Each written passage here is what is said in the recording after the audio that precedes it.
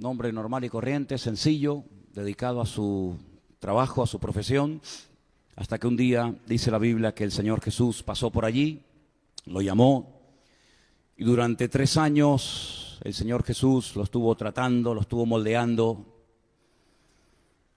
y al final llegó a convertirse en un gran hombre de Dios. Como todos los seres humanos, él también pues tenía sus altos y sus bajos, tenía su carácter, cometía errores, como todos.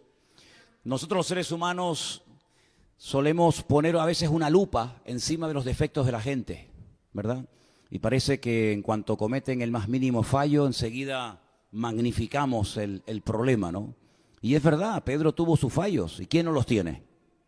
¿Quién no los tiene? Y Pedro cometió sus errores y sus pecados y negó al Señor. Todo eso lo sabemos.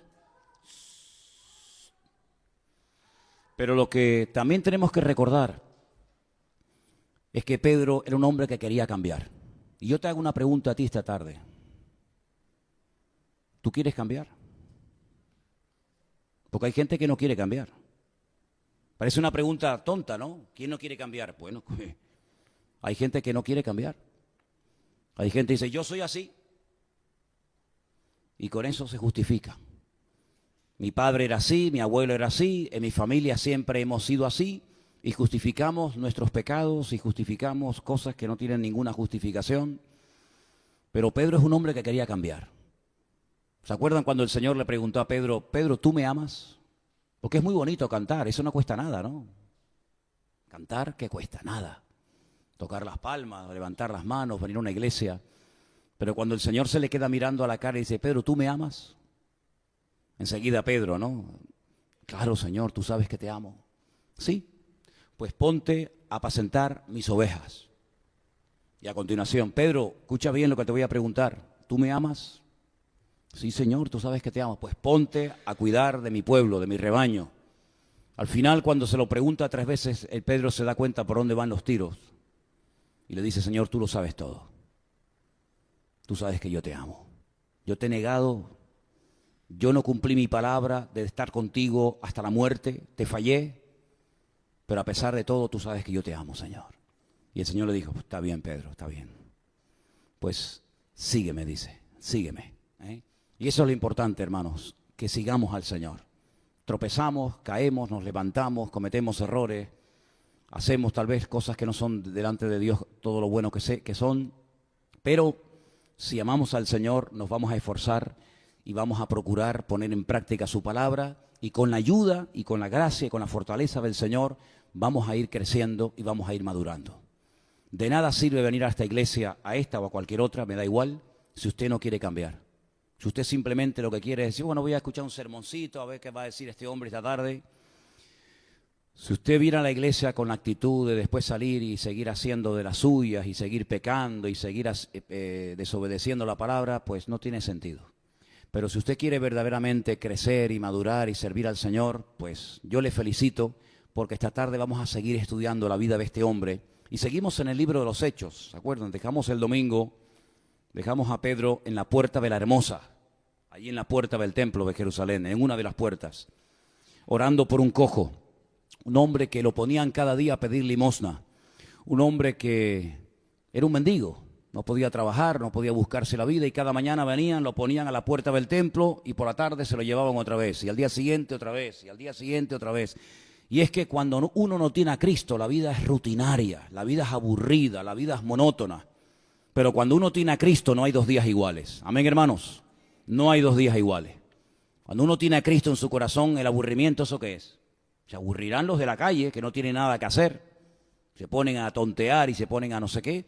Pero el cristiano, aburrirse, ¿de qué se puede aburrir un creyente? Con todo lo que hay que hacer, ¿verdad?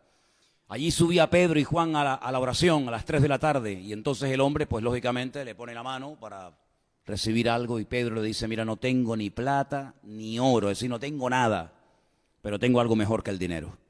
En el nombre de Jesucristo, levántate y camina. Y se levantó, dice la Biblia, y caminó, y entró con ellos al templo, alabando al Señor. Y a raíz de eso, se agolpó un montón de gente, y Pedro les dijo, un momentito, cuidado, ¿por qué nos están mirando a nosotros? Como si nosotros hubiéramos sanado a este hombre. Nosotros somos igual que ustedes. Nosotros hemos orado en el nombre de Cristo, el Cristo que ustedes crucificaron, el Cristo que ustedes negaron delante de Poncio Pilato. Y quiero decirles que a ese que ustedes crucificaron el otro día, o hace poco tiempo, Dios lo levantó y está vivo. Y yo les hablo a ustedes de él y les digo que se arrepientan y que se conviertan y que se bauticen. Bueno, este hombre era algo increíble. Semanas atrás no tenía valor ni para decir yo soy uno del Señor. Semanas después predica la palabra, miles de personas se convierten al Señor. Y allí lo dejamos el domingo pasado a Pedro, ¿se acuerdan? Pero, así como yo les dije que en el capítulo 3 del libro de los Hechos empiezan los milagros, a partir del capítulo 4 las cosas cambian. Porque, escuche bien esto, toda persona que quiera agradar a Dios, ojo, toda persona que quiera servir al Señor, tarde o temprano, de una u otra manera, vas a sufrir persecución. Es imposible pasar desapercibido en la familia. Es imposible pasar desapercibido si te llamas cristiano. Si te llamas cristiano y cristiana, es imposible. Tarde o temprano la gente dirá, oye, pero ¿a ti qué te han hecho? ¿A ti qué te pasa? ¿Tú a dónde vas? Y ahí tú tendrás oportunidad para explicar lo que te ha pasado. Entonces, dicen en capítulo 4 que los religiosos, siempre los religiosos quieren echar el jarro de agua fría a la gente que quiere servir con alegría y con libertad al Señor. Siempre. Son de los que ni comen ni dejan comer. Son los que no hacen nada. No hacen nada. Pero en cuanto alguien hace algo para el Señor, enseguida lo cuestionan, enseguida lo critican. Y entonces en el capítulo 4 vienen estas personas, vamos a leer a partir del versículo 1, ¿lo tienen? Ponme ahí la pantalla, Johnny, por favor, Hechos 4:1. Hablando ellos al pueblo, vinieron sobre ellos los sacerdotes con el jefe de la guardia del templo y los saduceos. Menuda camarilla. Resentidos, en vez de estar alegres de que en la ciudad las cosas están cambiando, los enfermos son sanados, se predica la libertad del Evangelio, en vez de venir los religiosos y decir, oye, ya era hora tú. Ya era hora de que en nuestra ciudad se hablaran las cosas claras, de que se predicara la palabra. No. Están resentidos, están molestos. Dice, de que se enseñase al pueblo y anunciasen en Jesús la resurrección de los muertos. Esto les molesta, ¿sabe? Están resentidos con Pedro y con Juan, no les gusta. Y les echaron mano y los pusieron en la cárcel hasta el día siguiente porque ya era tarde. Como personas religiosas que tienen que dar ejemplo, resulta que son los que menos ejemplo dan. ¿Cómo puede ser que personas religiosas que tenían que decir, Pedro, Juan, estamos tan contentos con ustedes, oye, este hombre estaba aquí hacía un montón de años buscándose la vida, un mendigo, y ustedes han venido, han orado por él, Dios lo ha sanado, y míralo, contento, alabando al Señor, ahora ya no tiene que dedicarse como un perro ahí botado todos los días, ahora entra al templo, alaba al Señor. Nada, están molestos, no están contentos, porque se sienten que alguien les está quitando su sitio, se sienten que están siendo desplazados por estos dos que no son sacerdotes, ni son religiosos, ni son nada, son creyentes en el Señor, y entonces vienen y dice, a la cárcel con ellos. Y mira lo que sigue diciendo la historia, versículo 4. Pero muchos de los que habían oído la palabra creyeron, y el número de los varones era como 5,000. El día de Pentecostés, ¿se acuerdan? En Hechos capítulo 2, ¿cuántos se convirtieron? 3,000. 3,000 hombres. En aquellos tiempos, hay que decirlo todo, no se contaba las mujeres, ¿verdad? Ni los niños. 3,000 hombres. Ahora 5,000, ya van 8,000 y pico, nada, en pocos días. Versículo 5. Aconteció al día siguiente que se reunieron en Jerusalén los gobernantes, los ancianos y los escribas. La política y la religión se juntó. A ver qué hacemos con estos dos. Qué cosa, ¿eh? Oye, cuando se junta la política con la religión, eso es una bomba, ¿eh? Eso es una bomba. Y dice el versículo 6, y el sumo sacerdote Anás, y Caifás, y Juan y Alejandro, y todos los que eran de la familia de los sumos sacerdotes, y poniéndolos en medio, mira la pregunta que le hacen, mira qué pregunta le hacen a Pedro y a Juan. ¿Con qué potestad o en qué nombre habéis hecho vosotros esto? A ver, ¿qué pasa aquí? ¿En nombre de quién habéis sanado a este cojo? Y entonces Pedro, lleno del Espíritu Santo, les dijo, versículo 8, gobernantes del pueblo y ancianos de Israel, puesto que hoy se nos interroga acerca del beneficio hecho a un hombre enfermo, de qué manera haya sido sanado, sea notorio a todos vosotros y a todo el pueblo de Israel, que en el nombre de Jesucristo de Nazaret, a quien vosotros crucificasteis y a quien Dios resucitó de los muertos, por él este hombre está en vuestra presencia sano. Ahí está. Me está preguntando en nombre de quién oro, a quién sirvo, a quién predico. En el nombre de Jesucristo de Nazaret. Y ahí está. Ustedes con toda su parafernalia y con toda su religión y con todos sus rezos y con todas las historias, entraban y salían del templo y ni le hacían caso a este pobre hombre. Y nosotros llegamos y en el nombre de Jesucristo oramos por él y ahí está el milagro para la gloria de Dios. ¿Queda claro o no? Pero Pedro aprovecha, como siempre, como dijimos el domingo pasado, que era un hombre que aprovechaba las oportunidades para hablar del Señor. Y ahora dice, y este versículo es muy bueno,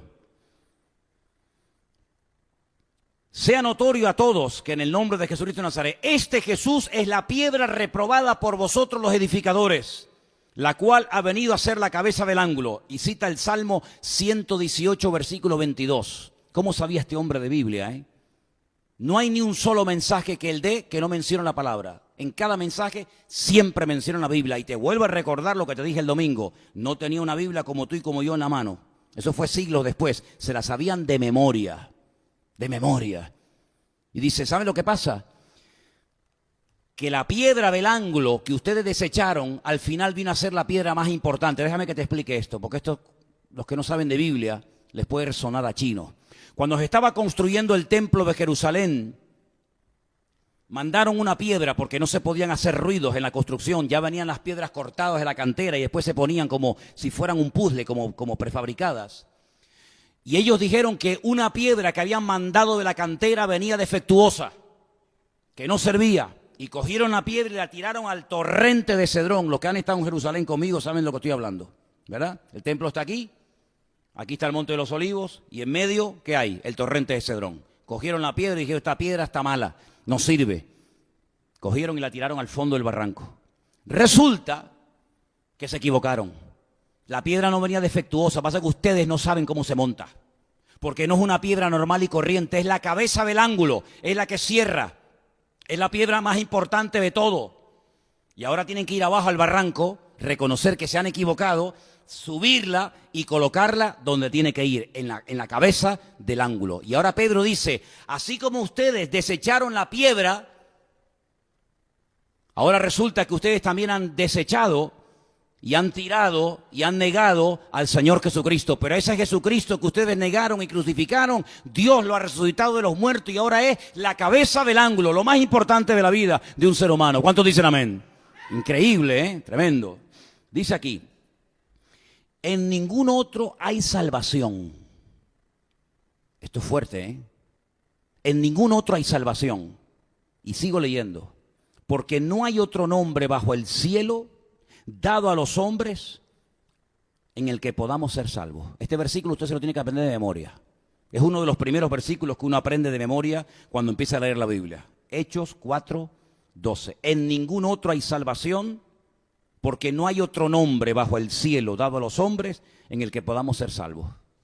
Nadie puede salvar y perdonar los pecados del hombre más que solamente Jesucristo. ¿Cuántos dicen amén? Nadie más.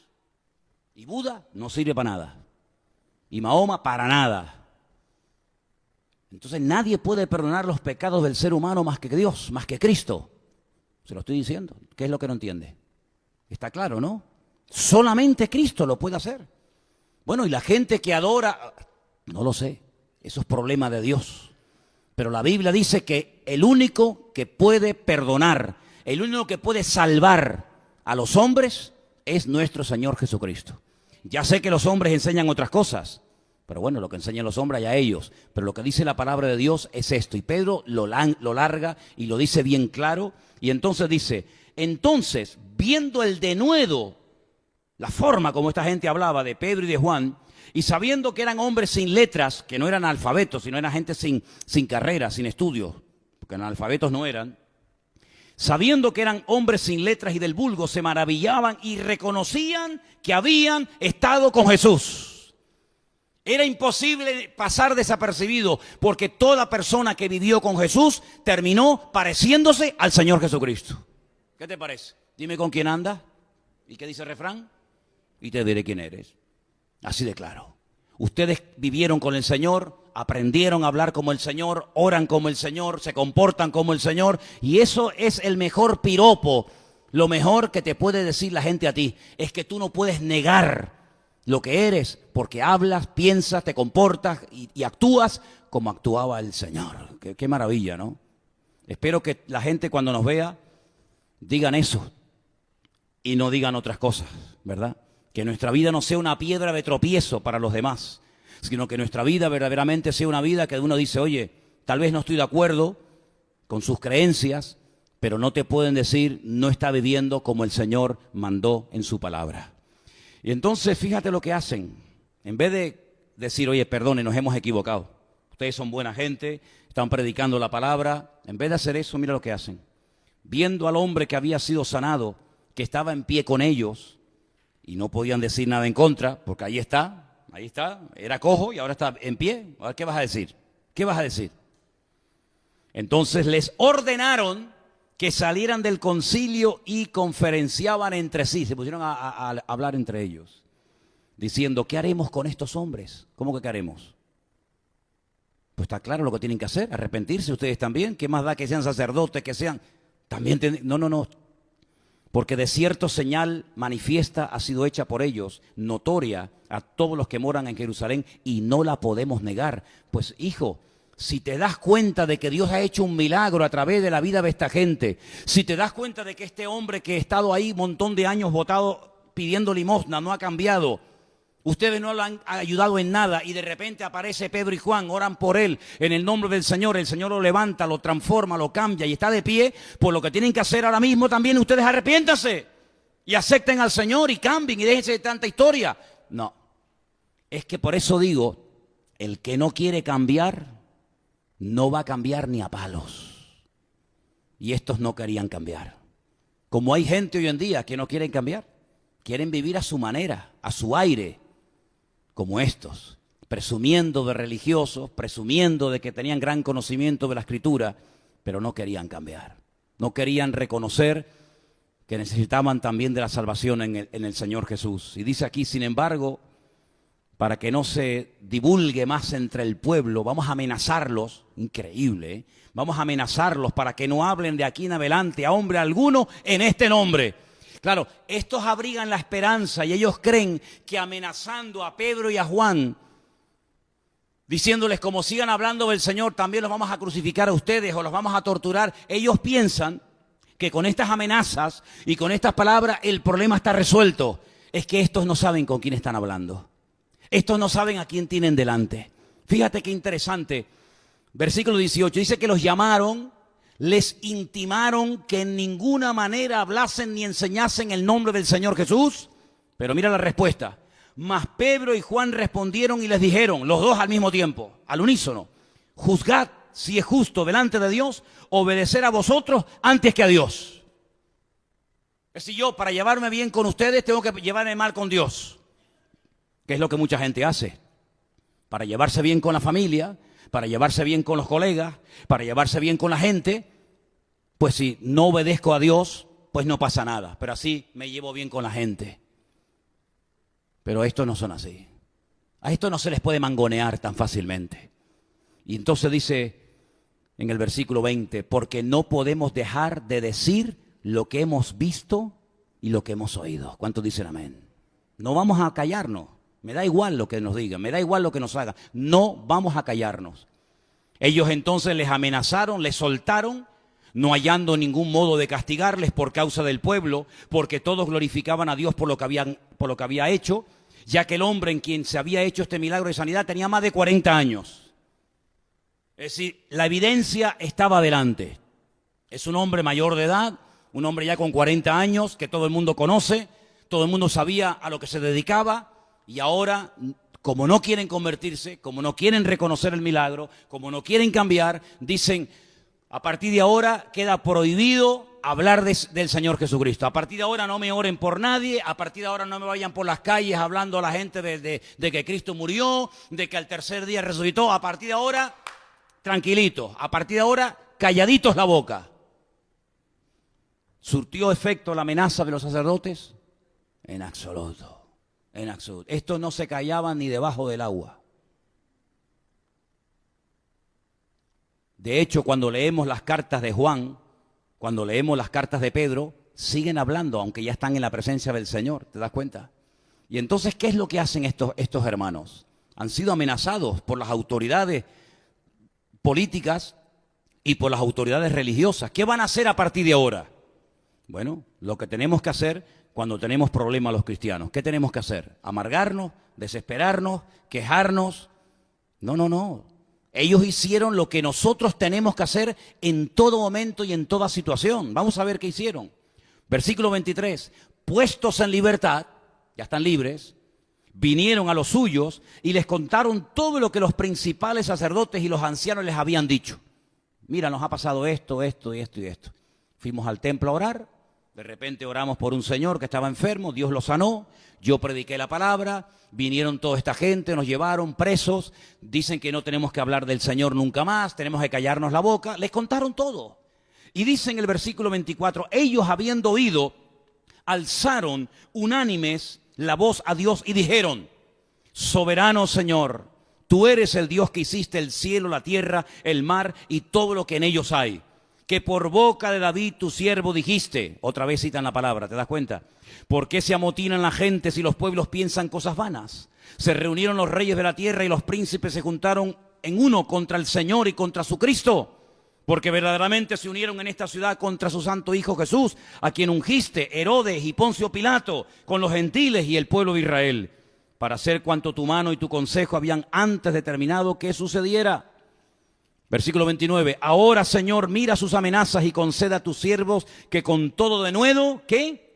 Hablen tu palabra. Mientras extiendes tu mano para que se hagan sanidades, señales, prodigios mediante el nombre de tu santo Hijo Jesús. Cuando hubieron orado el lugar en el que estaban congregados, ¿qué pasó? Tembló. Y todos fueron llenos del Espíritu Santo y hablaban con denuedo la palabra del Señor. Es tremendo, hermano. Esto es increíble. Increíble. Ellos no querían tener problemas con nadie. Ellos no subieron para amenazar el puesto de nadie. Ellos no subieron para hacerle sombra y quitarle el puesto a los religiosos en absoluto. Ellos subieron para orar. Pero en medio de aquel encuentro con aquel hombre, el Señor interviene, hace un milagro, transforma la vida. De repente se ven en un lío que ellos no han buscado. El lío los buscó a ellos, ¿verdad? Pero ellos, ¿qué es lo que hacen? Se amedrentan, se achican, agachan la cabeza. No. Salen de aquel lugar donde estuvieron detenidos, se reúnen con los hermanos. Hermanos, miren, nos ha pasado esto y esto y esto. Las cosas están difíciles, ¿eh? Hasta ahora nadie se ha medido con nosotros. Hasta ahora todo perfecto. A partir de mañana, en cuanto salgamos a las calles a predicar, a orar por los enfermos, a hablar del Señor, ya nos estarán esperando las autoridades, nos van a amenazar, etcétera, etcétera, etcétera. Así que, hermano, vamos a hacer algo, vamos a orar. Y dice que se pusieron a orar, unánime. Oraron al Señor con fervor, con fe en el nombre de Cristo. Y cuando terminaron de orar, ¡pum!, el lugar donde estaban tembló, fueron llenos del Espíritu Santo y al día siguiente volvieron otra vez a la calle a hablar más del Señor Jesús. ¿Cuántos dicen amén? Es increíble, hermano. Así es como deberíamos de ser todos y cada uno de nosotros. No tenerle miedo al hombre, tenerle respeto a Dios.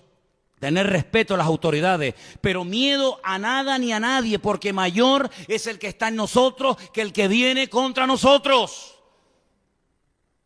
Y el Señor nos ha mandado en su palabra, y es un mandamiento, id por todo el mundo y predicad el evangelio a toda criatura. Algunos se reirán, me da igual, te voy a hablar igual. Otros probablemente se enfaden, otros te escupan, otros te amenacen. Otros se convertirán. Da igual la reacción de la gente. A nosotros no nos importa cómo reaccione la gente. A nosotros lo que nos debe de importar es si estamos cumpliendo con el mandato y con la orden que el Señor nos dio. Id por todo el mundo y predicar el evangelio a toda criatura. Ni más ni menos. La pregunta es, ¿lo estamos haciendo? ¿Lo estás haciendo? ¿Estás dedicando algo de tu tiempo libre a hablarle a la gente de Cristo?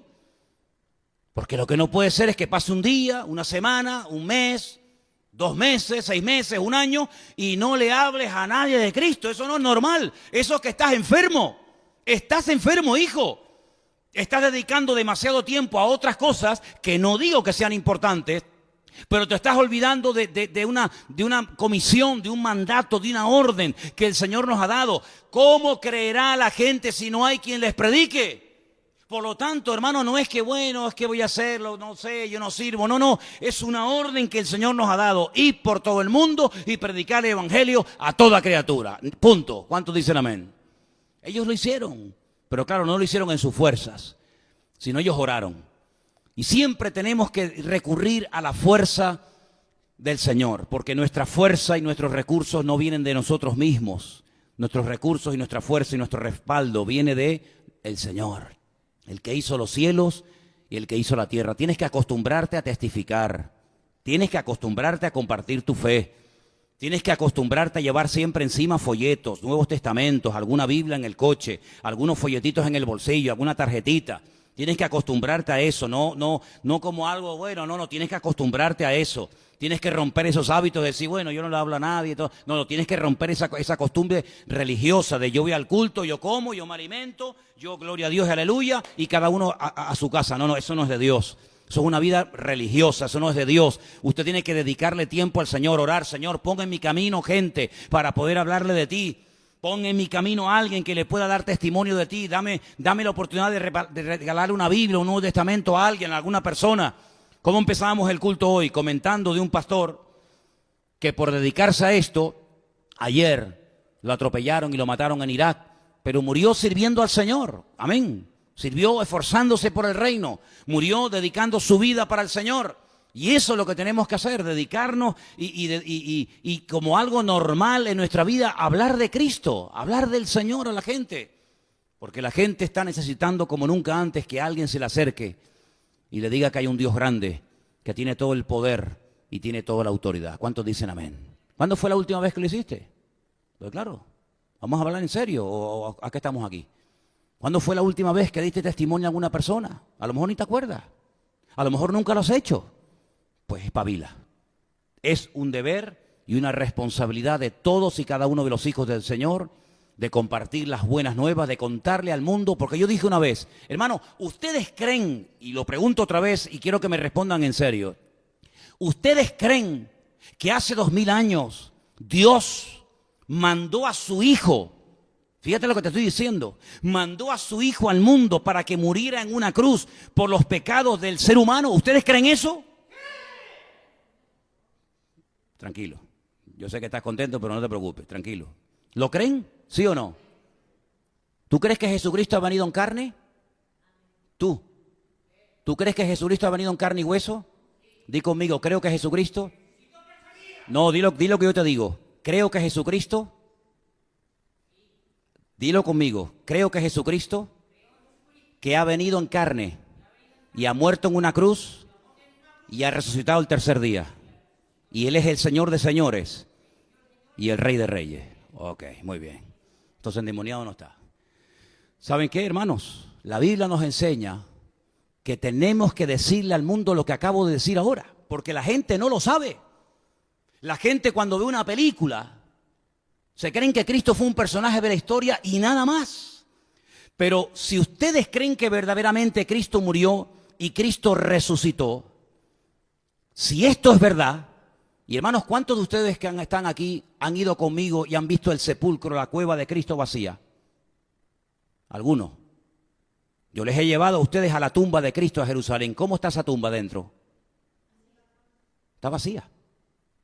Me acuerdo que una vez llevé a una persona a la tumba de Cristo a Jerusalén, al jardín de la tumba, y cuando salíamos de la cueva me dice, oye, una pregunta, ¿qué vinimos a ver aquí? Digo, aquí lo que has visto. Una tumba vacía. A esto hemos venido aquí. ¿Te imaginas que estuviera ocupada? ¿Te imaginas que hubiera un muerto o unos huesos dentro? ¿Te imaginas? Sería una tragedia. Pero nosotros sabemos que nuestro Señor Jesucristo está vivo, que ha resucitado de la muerte y está con nosotros en esta tarde, en este lugar. ¿Cuántos dicen amén? ¿Tú lo crees? Amén. Pues dice la palabra del Señor que esta gente se jugó la vida y murieron como mártires por enseñar este mensaje al mundo. Ellos murieron por lo que tú y yo creemos esta tarde, que nadie se mete con nosotros, pero ellos estuvieron dispuestos a ir a una cruz, a ir a la muerte, al martirio, porque creían totalmente lo que tú y yo estamos creyendo esta tarde. Y dieron su vida, y no tuvieron temor de dar su vida en la cruz, crucificados, comidos por la fiera, quemados, etcétera, etcétera, porque estaban completamente convencidos que aquel Señor Jesucristo que murió en la cruz, lo vieron vivo al tercer día y estuvieron con Él y caminaron con Él y viajaron con Él. Estaban plenamente convencidos de que Cristo estaba vivo.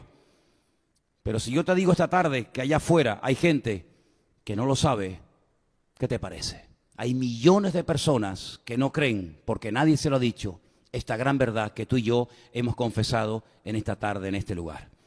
Ahora, a raíz de esto, la gente que se convertía, ¿qué hacía? ¿Qué hacía la gente que se convertía en aquellos tiempos? Vamos a leerlo. Seguimos en el capítulo 4. Vamos a leer todo el capítulo 4. Dice en el capítulo 4, versículo 32, que la multitud, ya hablamos de multitud, de los que habían creído era de un corazón y de un alma, y ninguno decía ser suyo propio nada de lo que poseía, sino que tenían todas las cosas en común. Todas las cosas en común. Y con gran poder los apóstoles daban testimonio de la resurrección del Señor Jesús, y abundante gracia era sobre todos ellos. Así que no había entre ellos ningún necesitado. ¿Tú has leído bien esto? No había entre ellos ningún necesitado. Porque todos los que poseían heredades o casas, las vendían y traían el precio de lo vendido. Y lo ponían a los pies de los apóstoles y se repartía a cada uno según su necesidad. Yo nunca he visto esto. Yo lo leo, lo creo, pero yo nunca lo he visto. Yo nunca he visto una iglesia, he visto algún hermano, alguna persona que lo hace, pero una iglesia en peso que lleve este modelo, este estilo de vida, yo esto nunca lo he visto. Y creo que ustedes tampoco. Que la gente se desprendan de sus cosas para que no haya necesidad, para que todos estén cubiertos, yo esto nunca lo he visto. Este modelo funcionó un tiempo, pero parece ser que con el paso del tiempo el modelo no se volvió a repetir. Y entonces dice en el versículo 36, y aparece un personaje que hasta ahora no se había mencionado, dice que José, a quien los apóstoles pusieron por sobrenombre Bernabé, que traducido es hijo de consolación, que era un levita natural de la isla de Chipre, como tenía una heredad, la vendió y trajo el precio y lo puso a los pies de los apóstoles. Es decir, si nosotros analizamos esto, vemos que los discípulos salían a las calles, predicaban, que se presentaba alguna necesidad, algún enfermo, oraban por él. El Señor se glorificaba, el Señor hacía el milagro allí en la calle. Automáticamente la gente venía. Digo, ¿qué pasó? ¿Qué pasó? No, que un ciego, no, que un mudo, no, que un paralítico. Entonces, cuando se juntaba la gente, esta gente decía, vamos a aprovechar la oportunidad, ya que no entran ya que no vienen con nosotros, pero están aquí, de espectadores, de curiosos, se les predicaba la palabra. Dice que la gente, las multitudes, al final lo que hacían es que le enseñaban un modelo, un estilo de vida que nunca en la vida habían visto en Israel ni en el mundo entero. Vivían juntos, compartían todas las cosas. Dice la Biblia que había un tal José, que después lo llamaron Bernabé, que significa hijo de consolación, que tenía una finca, una heredad, que la vendió y la trajo a los pies de los apóstoles. Cuidado, porque este Bernabé va a ser un personaje del cual hablaremos en las próximas semanas. Porque este es el personaje que después se dedicaría a viajar con el apóstol Pablo, ¿sí? Con el apóstol Pablo por diferentes lugares llevando la palabra. Este fue el hombre que se entera de que ha habido una conversión impresionante de un rabino, de un religioso muy, muy famoso, muy conocido, que se ha convertido, pero bueno, como que nadie le hace caso, le tienen incluso algunos miedo, y dice que fue a buscarlo. Y entonces se lo lleva y lo presenta a los hermanos. Sí, este Bernabé va a ser un personaje muy, muy interesante, Dios mediante, en las próximas semanas. Pero a lo que voy, ellos predicaban la palabra, oraban por los enfermos. Fíjate todo lo que hacían, oraban por los enfermos. Dios se glorificaba, predicaban la palabra. Y luego lo que hacían es que le enseñaban a la gente a vivir de una forma diferente. Y yo una de las cosas que he dicho en predicaciones cuando he salido por ahí es lo siguiente.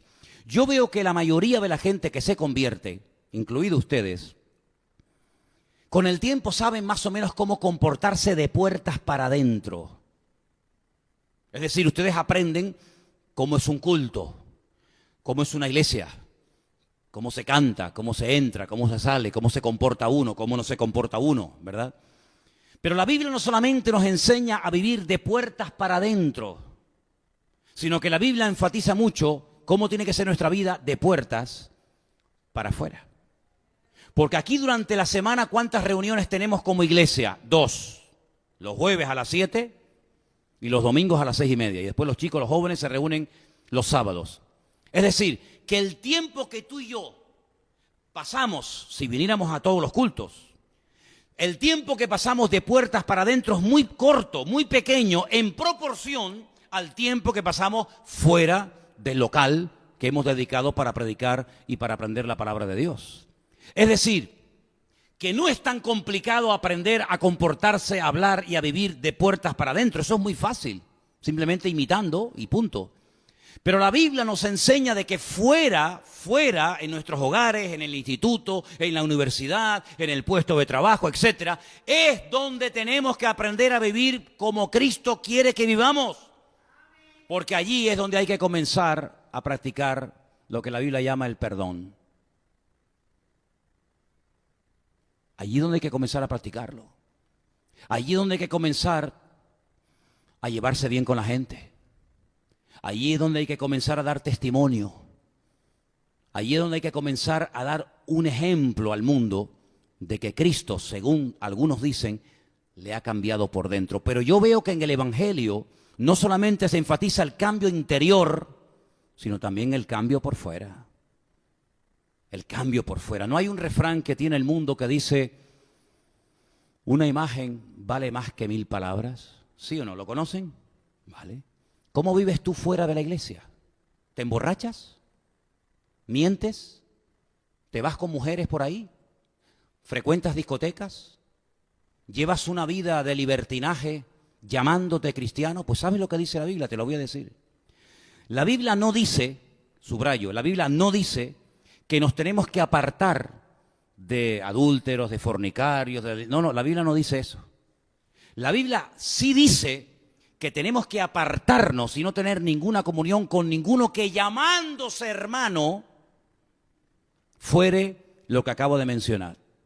Es decir, como creyentes, nuestra vida por dentro y por fuera tiene que cambiar, ¿sí o no?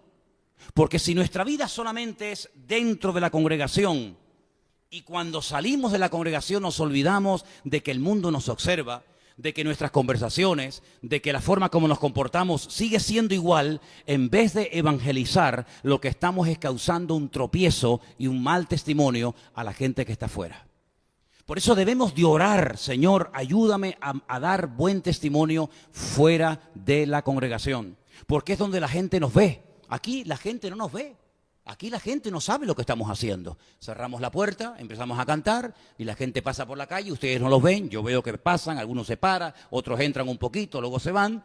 Pero es fuera donde la gente te ve, el de la tienda, el padre, el vecino, el amigo, el compañero de trabajo. Es ahí donde a ti te corresponde, como dice la palabra, ser luz, marcar una diferencia. Y esta gente que estamos viendo en la Biblia, no solamente Pedro, Juan y los apóstoles, sino todos los que se convertían a Cristo, marcaban una diferencia, eran personas diferentes, hablaban diferente. ¿No habéis escuchado esta tarde cuando leíamos que los sacerdotes les dijeron, es que ustedes, aunque son del vulgo, aunque son personas sin letras, ¿verdad?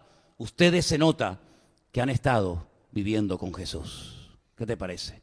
Por lo tanto, nuestra oración debería ser, Señor, enséñame cuando estoy fuera de los cultos, fuera de la iglesia, a dar un testimonio de tal manera que la gente pueda decir, tal vez yo no creo lo que él cree, tal vez yo no voy a esa iglesia donde esta persona va, pero estoy plenamente convencido de que esta persona es una persona que ama a Dios y que se esfuerza por agradar y por servir al Señor. ¿Cuántos dicen amén? Así que vamos a dejarlo hoy aquí, pero quiero que en las próximas semanas sigamos analizando qué hacía Pedro, porque va a llegar un momento en el libro de los Hechos en el que ya no se va a hablar más de Pedro. Hay muchos capítulos que hablan de él. Venimos hablando de Pedro desde los evangelios, hemos hablado de Pedro en el capítulo 1, en el capítulo 2, en el capítulo 3, estamos en el capítulo 4. Vais a ver cómo en las próximas semanas, Dios mediante, se sigue hablando de este hombre. Pero llega un momento en el que ya no se habla más. Y comienza a hablarse de otro personaje que también fue una persona muy utilizada por el Señor, del cual Dios mediante hablaremos. Pero quiero que en esta tarde le pidamos al Señor que así como Pedro se esforzaba por servir y por agradar al Señor, que todos y cada uno de los que estamos aquí nos esforcemos y aprovechemos las oportunidades para hablar de Cristo, pero no solamente con palabras, sino con nuestro ejemplo. ¿Estamos de acuerdo? Vamos a orar. Cierra tus ojos ahí donde estás. Vamos a pedir que el Señor en esta tarde nos ayude a poner en práctica la palabra de Dios. Pedro dijo algo muy interesante: nosotros no vamos a dejar de hablar de Cristo. Aunque ustedes nos amenacen, aunque ustedes nos digan que nos callemos, nosotros lo que hemos visto, nosotros lo que hemos aprendido, lo vamos a seguir diciendo. Porque Cristo, el Señor, ha cambiado nuestra vida. Y no importa que los amenazaran, ellos oraban. No importa que los asustaran, ellos oraban. Y pedían: Señor, danos de nuevo. Danos de nuevo en la palabra. Y sigue extendiendo tu mano, haciendo milagros, prodigios, señales y maravillas. Y dice la palabra de Dios que el Señor confirmaba la palabra con lo que hacía. Y queremos en esta tarde, Dios mío, pedirte de todo corazón que tú nos des de nuevo en la palabra, que podamos esforzarnos para que juntos podamos dar testimonio a este mundo perdido de que Cristo vive, de que Él ha cambiado nuestra vida y que tú quieres cambiar los corazones de todas aquellas personas que se acercan a ti, Señor. Te doy muchas gracias por el privilegio que nos das de estudiar tu palabra.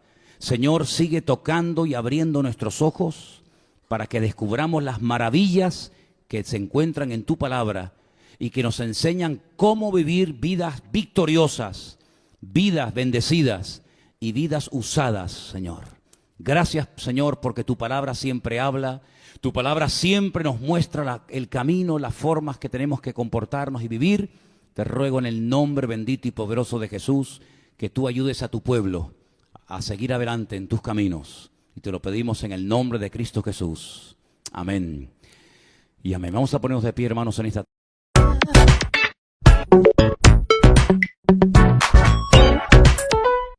Vamos a compartir la palabra del Señor en esta tarde y vamos a prepararnos para recibir este mensaje. Hemos cantado, hemos adorado al Señor. Ahora es un momento especial donde queremos aprender de la palabra de Dios. Así que cierra tus ojos y pídele al Señor que hable a tu corazón y que podamos disfrutar de este tiempo. Aleluya. Señor, te damos muchísimas gracias en esta tarde por esta oportunidad y este privilegio que nos das de estar aquí reunidos. Gracias, Señor, porque hemos sentido tu presencia desde que esta tarde hemos entrado por esas puertas. Sabemos que tú estás en medio de nosotros.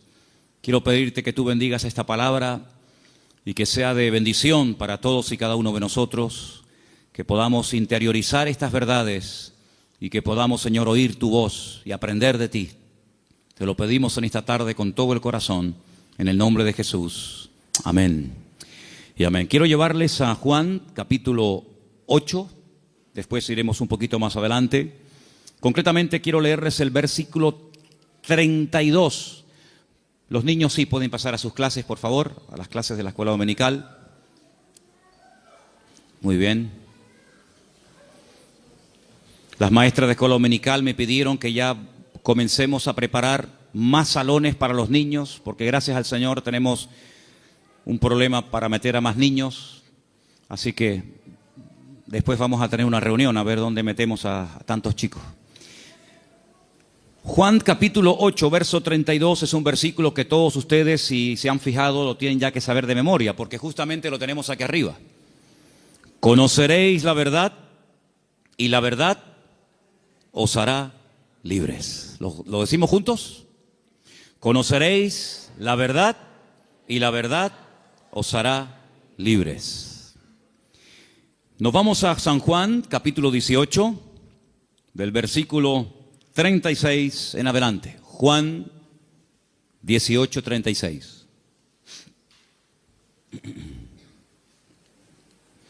Respondió Jesús: mi reino no es de este mundo. Si mi reino fuera de este mundo, mis servidores pelearían para que yo no fuera entregado a los judíos. Pero mi reino no es de este mundo. Le dijo entonces Pilato: ¿luego tú eres rey? Respondió Jesús: tú dices que yo soy rey. Yo para esto he nacido y para esto he venido al mundo, para dar testimonio a la verdad. Todo aquel que es de la verdad, oye mi voz. Escuchen la pregunta de Pilato ahora. Le dice Pilato: ¿qué es la verdad? Y cuando hubo dicho esto, salió otra vez a los judíos y les dijo: yo no hallo en él ningún delito. Qué pregunta tan interesante. ¿Qué es la verdad? ¿Dónde puedo encontrarla? Una autoridad romana haciéndole semejante pregunta al Señor Jesucristo. Desde el principio de los tiempos, si ustedes comienzan a leer la Biblia con detenimiento, se van a dar cuenta de que Dios siempre ha querido compartir verdades con el hombre. Dios siempre ha querido bendecir a la humanidad, siempre. Y todo lo que Dios ha ido enseñando y compartiendo y transmitiendo a lo largo de los tiempos es para que el hombre conozca las verdades, los principios de Dios, los principios del reino de Dios, a través de los cuales Dios se da a conocer y Dios se manifiesta y Dios opera en la vida de los seres humanos. Pero toda la verdad de Dios no fue revelada de golpe, sino que podemos decir en cierto sentido que la verdad de Dios, las verdades de Dios, fueron reveladas progresivamente. Adán no tenía todas las verdades, Abraham tampoco las tenía, ni David, sino que fue algo que Dios fue manifestando con el paso del tiempo. Ahora, hay un momento puntual en la historia en el cual Dios, a través de un hombre llamado Moisés, decide dar, permítame la palabra, un gran paquete de verdades para que él a su vez se las transmita al pueblo de Israel.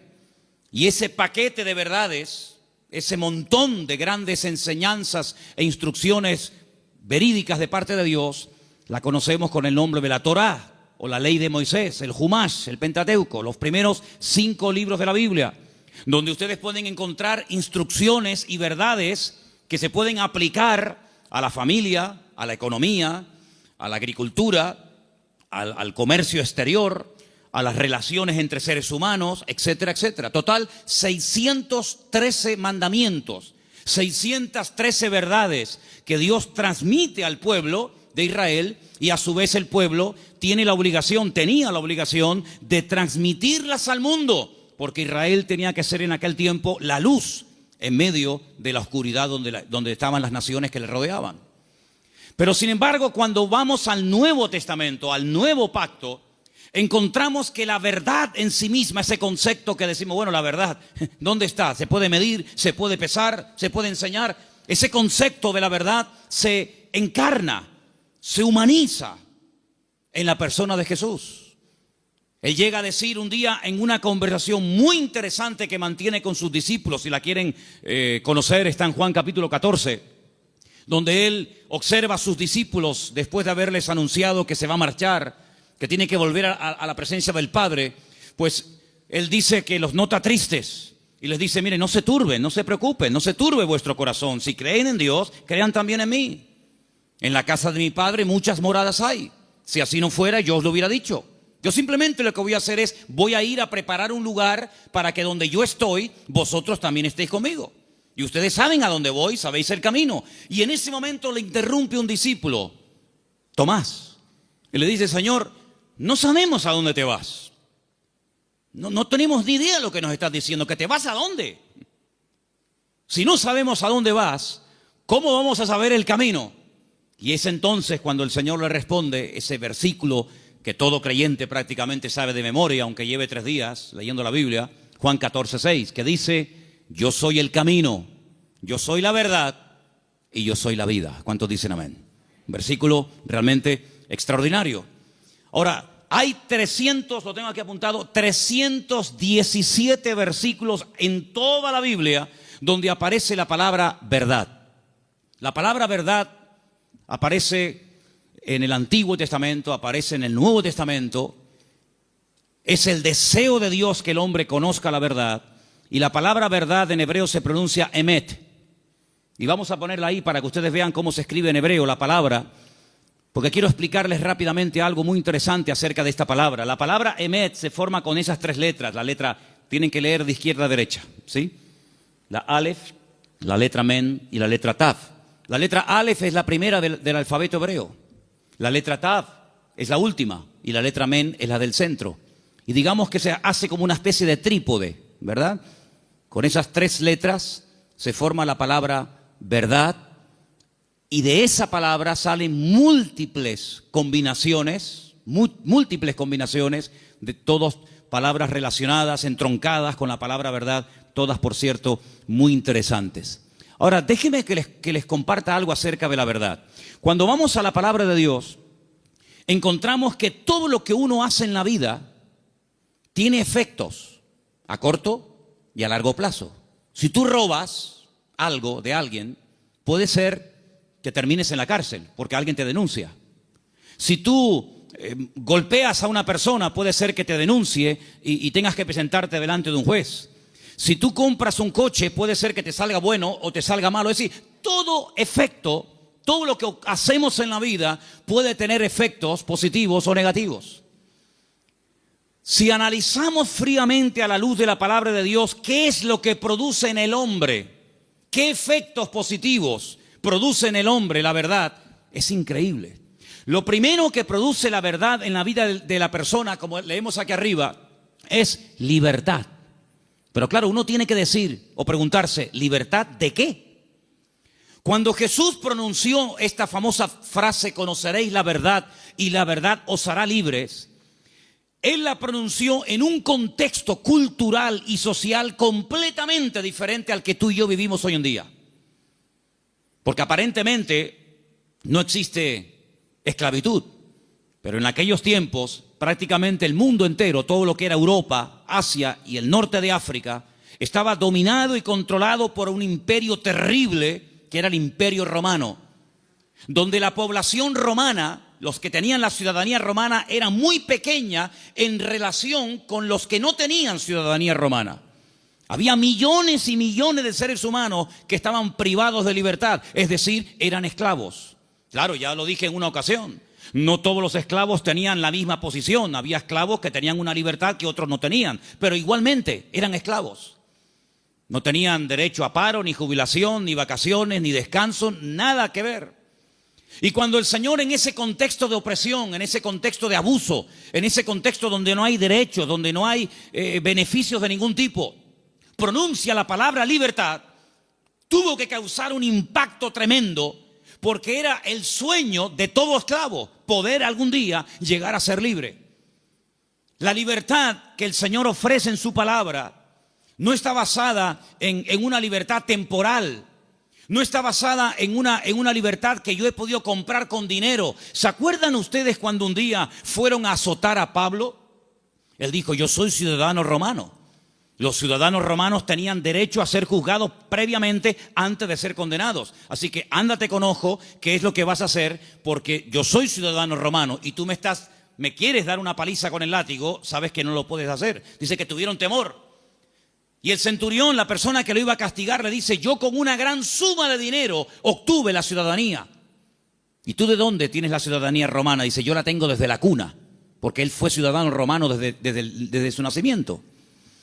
Y es interesante notar cómo en la Biblia hubieron personas que se jugaron la vida y se escaparon de la opresión de sus amos porque querían ser libres. Y tenemos una carta en el Nuevo Testamento, que es la famosa carta de Pablo a Filemón, donde él intercede por la vida de un esclavo llamado Onésimo, cuyo nombre significa útil, pero que fue un inútil durante un tiempo y le robó y le defraudó. Y Pablo intercede delante de su amo para que no lo mate. Y le dice, mira, recuerda que tú me debes algunos favores. Y estoy convencido que por la madurez que creo que tienes, tú vas a hacer mucho más de lo que te estoy pidiendo. Y si algo te ha robado o si en algo te ha defraudado, ponlo a mi cuenta, dice el apóstol Pablo. Y en cierto sentido es como una metáfora, aunque fue un hecho real, es como una metáfora de lo que ha ocurrido en nuestra vida. Porque la Biblia dice que espiritualmente hablando, todos nosotros durante años de nuestra vida fuimos esclavos de nuestras pasiones y deseos, esclavos de complejos, esclavos de ataduras, esclavos en definitiva del pecado. Creíamos que éramos, y en el fondo éramos unos auténticos esclavos, o vivíamos para una sustancia que nos tenía atrapados y anulada completamente nuestra libertad y nuestro libre albedrío. Hasta que dice la Biblia que a través de la sangre de Jesucristo, que venció al diablo y rompió todas las ataduras en la cruz del Calvario, dice que Él compró nuestra libertad a precio de sangre. Y por eso Pablo, cuando le escribe, por ejemplo, a una iglesia en Galacia, le dice, hermanos, ahora que sois libres, sed maduros y no utilicéis la libertad como ocasión para la carne. Es decir, no paséis de la libertad al libertinaje, sino que la libertad que Dios os ha dado es para poder escoger y para poder discernir y para poder saber lo que os conviene y lo que no os conviene. La libertad viene a raíz de conocer la verdad. No hay libertad si uno no conoce la verdad.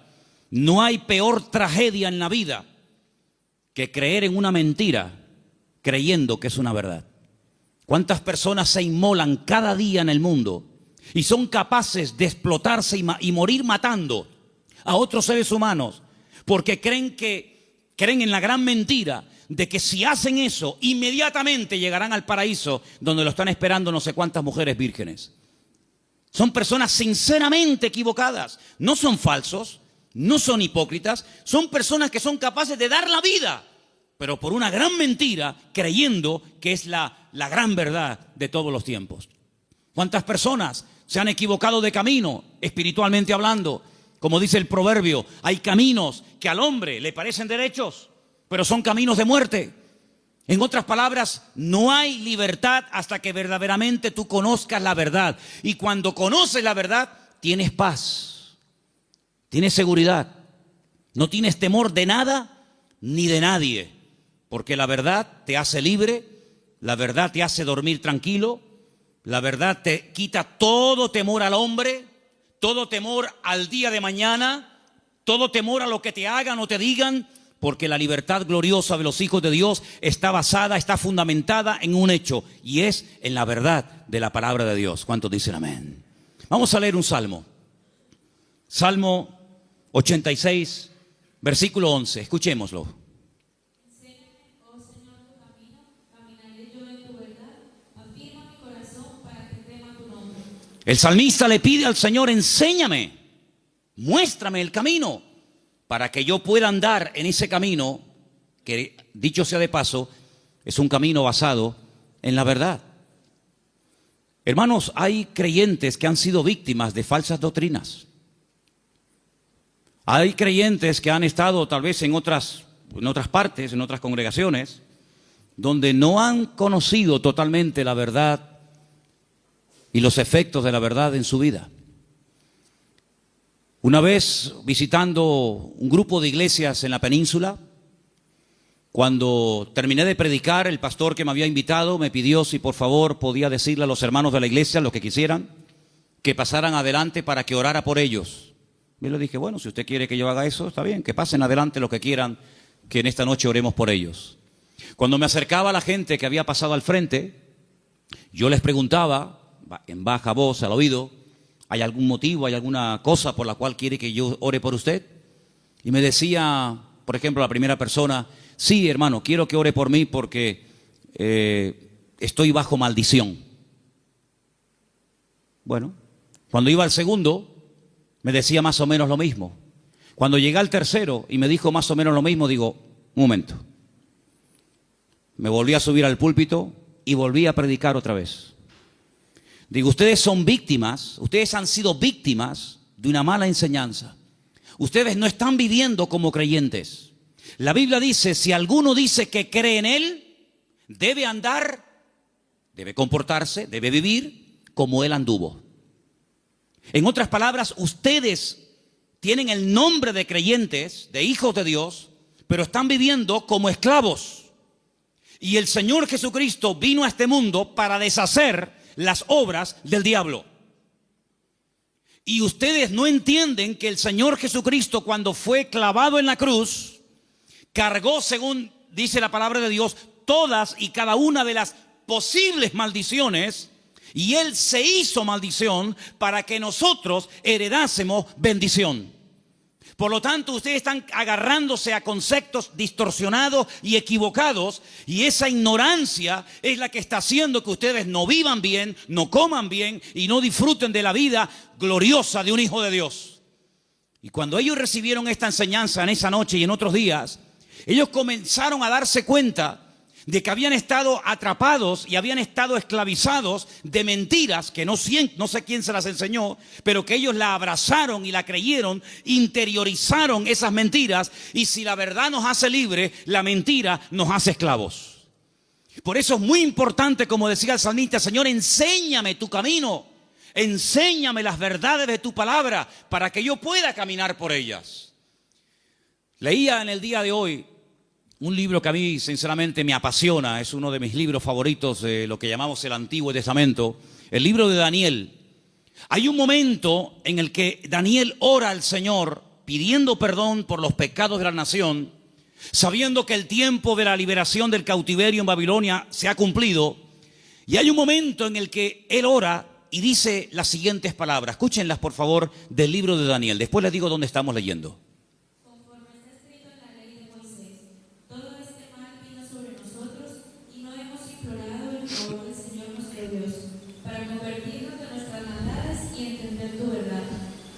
Daniel le dice al pueblo, la razón por la que nuestro templo fue destruido, la razón por la que miles de personas perdieron la vida y la ciudad está totalmente convertida en un montón de escombros, es porque no creímos, ni practicamos, ni vivimos según las verdades de Dios.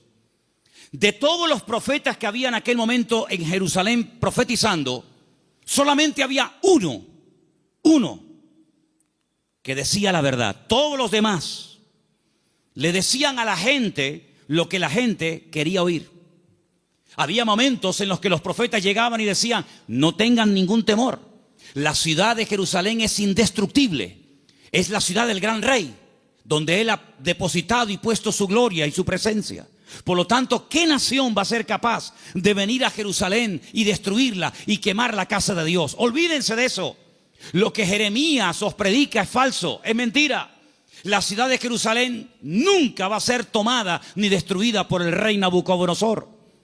Sin embargo, el profeta Jeremías le decía, la ciudad de Jerusalén sería indestructible y el templo sería inviolable siempre y cuando viviéramos en santidad y viviéramos en orden. Pero no lo estamos haciendo.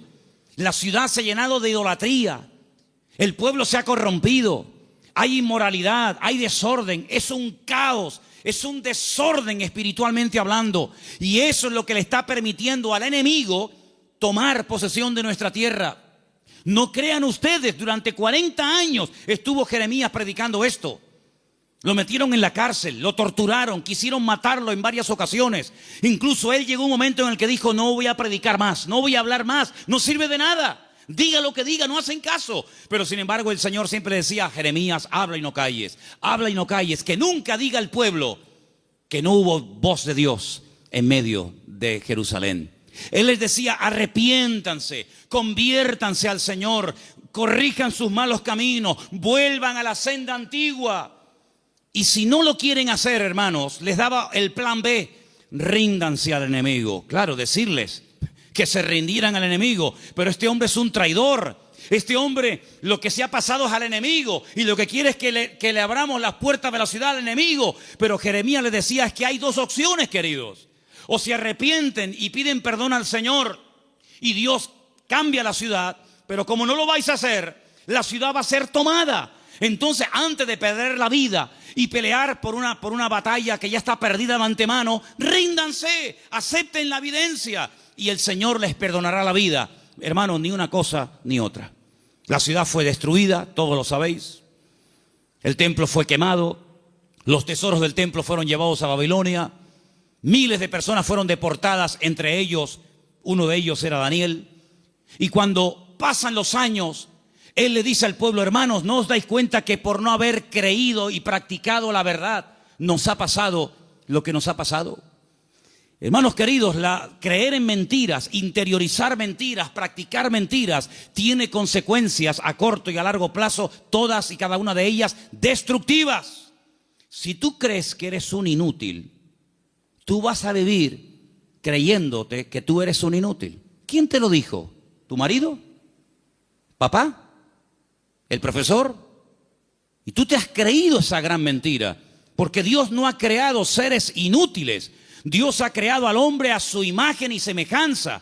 Es el hombre el que se deteriora, el que se autodestruye a sí mismo. Pero Dios creó al hombre como la corona de la creación.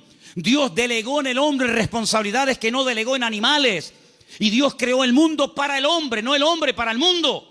Pero lamentablemente el hombre prefiere creer en mentiras en vez de creer en verdades. Y por eso muchas veces es un auténtico esclavo de su ignorancia, de sus errores y de sus mentiras. Pero la libertad gloriosa de los hijos de Dios viene única y exclusivamente cuando experimentamos la verdad en nuestras vidas. He preparado una pequeña selección de versículos. Vamos a leerlos, por favor. Algunos de ellos están en Proverbios. El anterior les dije que estaba en Daniel 9:13. Pero quiero que leamos esta pequeña selección de versículos donde vais a notar que en cada uno de ellos aparece la palabra verdad. Prestemos atención. Proverbios 3, versículo 3. Aparten de ti la misericordia y la verdad. Átalas a tu cuello, escríbelas en la tabla de tu corazón. David le daba tanta importancia a la verdad en la vida de su hijo Salomón que le dijo, nunca te apartes de la verdad. Si tienes que amarrarla de una forma metafórica en tu cuello, hazlo. Pero que la verdad sea el fundamento de tu vida, de tu existencia. Proverbios 16:6. Con misericordia y verdad se corrige el pecado, y con el temor de Dios los hombres se apartan del mal. Con misericordia y con verdad. No solamente con misericordia, sino también hay que decir, mira, esto te ha pasado por esto, por esto, por esto. Y como yo les dije al principio, prefiero que la gente se ofenda y se sienta aludida por oír verdades que endulzarles los oídos con adulaciones y con mentiras que al fin y al cabo lo que te van a perjudicar sin lugar a dudas. Por lo tanto, si hay algo en nuestra vida que tiene que ser corregido, no va a ser corregido con adulaciones. No pasa nada, no te preocupes. No, es que le acabo de pegar una paliza a mi mujer. No pasa nada, seguramente se lo merecía. ¿Cómo? ¿Tú qué dices? No, es que acabo de robar en la tienda. Bueno, seguramente no tenías para comer y claro, lógicamente tenías que robar. No. Las iglesias, por lo menos esta, no se abrió en su día para decirle a la gente lo que en el fondo le gustaría oír. Esta iglesia se abrió y se mantendrá abierta hasta que Dios quiera para predicar verdades, aunque duelan, aunque sean contrarias a lo que dice el mundo. Pero la verdad te hará libre y lo que queremos es que la gente que venga aquí sean libres de sus ataduras, de sus complejos y de cualquier otra historia que les esté haciendo daño. Por lo tanto, la verdad es la que va a corregir nuestra vida. Ahora, si tú buscas la verdad, dijo Séneca, corres el riesgo de encontrarla. Si buscas la verdad, puede ser que la encuentres y tendrás que hacer un ajuste entre tu creencia, entre tu doctrina, tu opinión personal y la verdad revelada de Dios. ¿Estás dispuesto a adaptarte a la verdad de Dios? Sigamos. Proverbios 28:20. El hombre de verdad tendrá muchas bendiciones, mas el que se apresura a enriquecerse no será sin culpa. Ese versículo es buenísimo. ¿Lo oíste? El hombre de verdad tendrá muchas, ¿qué? Bendiciones. ¿Quieres ser un hombre bendecido? ¿Cuántos quieren ser un hombre bendecido? Pues tienes que creer, interiorizar y practicar muchas verdades. Y cada una de ellas traerá una bendición para tu vida, sin lugar a dudas. Nos vamos a la carta de Pablo a los Gálatas, capítulo 2, verso 14. Y dice así: Pero cuando vi que no andaban rectamente conforme a la verdad del Evangelio, dije a Pedro, delante de todos: si tú, siendo judío, vives como los gentiles y no como judío, ¿por qué obligas a los gentiles a judaizar? Pedro pasó un tiempo con el apóstol Pablo y se comportaba de una forma, y cuando vinieron judíos desde Jerusalén se comportaba de otra. Y Pablo observó que delante de unas personas se comportaba de una manera, y cuando esas personas no estaban, se comportaba de otra. Y Pablo dijo: no estás actuando conforme a la verdad. El creyente es igual dentro de la iglesia que fuera. Es igual en lo privado que en lo público. Por la mañana o por la noche, da igual. No es que es un disfraz que me pongo para venir aquí y pongo cara de santurrón y de bueno y luego en la calle soy un demonio en mi casa. No. Pablo dijo: no andáis rectamente conforme a la verdad. Y lo corrigió, porque acabamos de leer que el pecado, lo deficiente, lo incorrecto, ¿cómo se corrige? Con misericordia, pero también con verdad. Seguimos en Gálatas, capítulo 3, verso 1, y dice: Oh Gálatas insensatos, ¿quién os fascinó para no obedecer a la verdad? A vosotros ante cuyos ojos Jesucristo fue ya presentado claramente entre vosotros como crucificado. Hay un momento en el que entran en la congregación personas que comienzan a enseñar cosas diferentes a las que aprendieron a través del apóstol Pablo, fundador de la iglesia. Le llega la noticia al apóstol Pablo y les escribe una carta y les dice: pero ¿por qué no estáis obedeciendo a la verdad? Luego, la verdad no es simplemente para decir estoy de acuerdo con ella, sino es para obedecerla.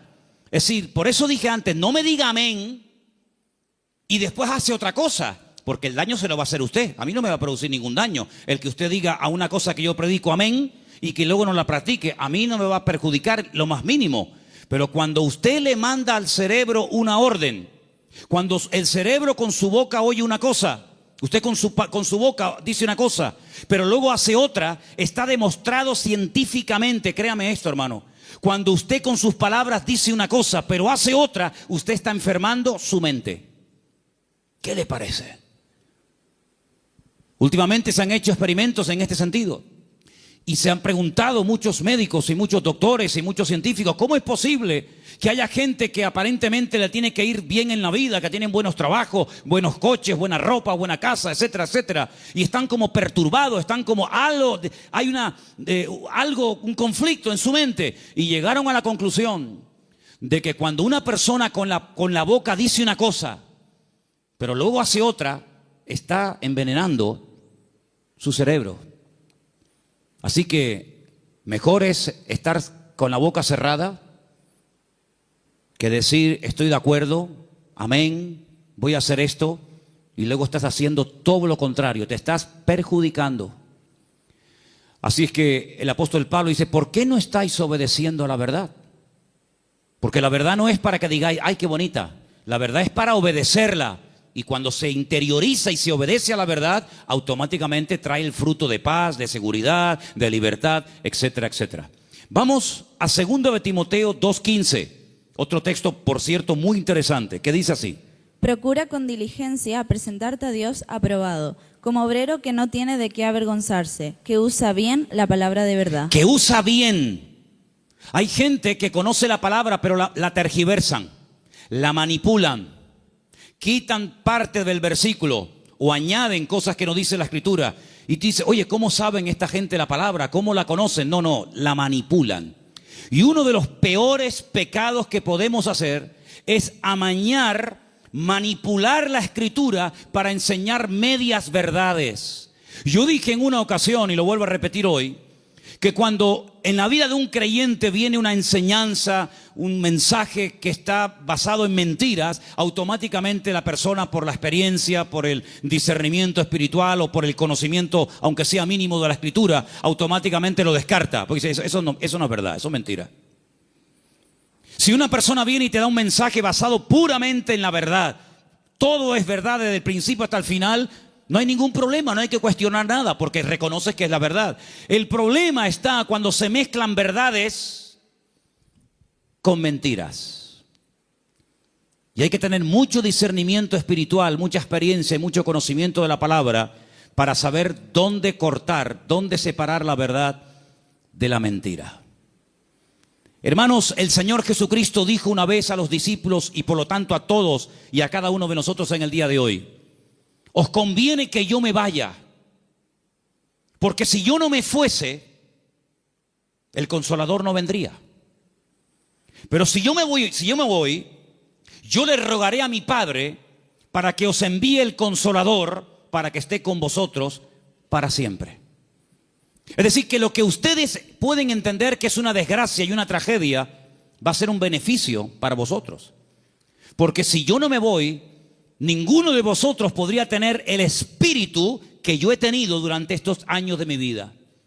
Pero yo lo enviaré, yo le rogaré al Padre para que os envíe al Consolador y esté con vosotros para siempre. Y dice: Él tomará de lo mío y Él os lo hará saber.